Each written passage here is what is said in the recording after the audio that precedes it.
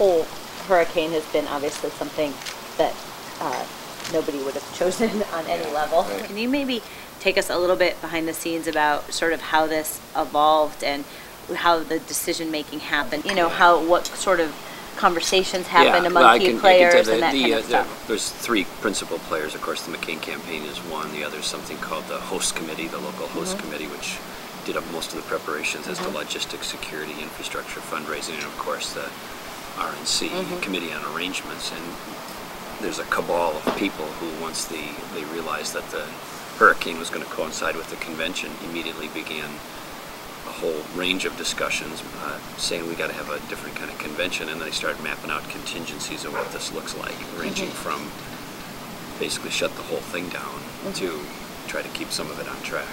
But everybody understands when you have a part of the country that's facing a challenge or a crisis like this, that the rest of us need to be helpful and respectful of that in any way that we can. So I think the convention is really secondary to meeting the needs of the people who are facing a big challenge. And as a country, as fellow citizens, we need to rally around each other, not focus on cocktail parties and political speeches.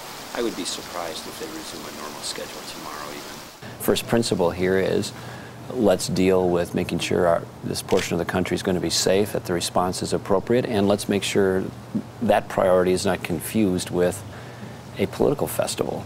But it's kind of a metaphor for life in so many ways. Unexpected things come up, so if you're going to be President of the United States, unexpected things are going to come up.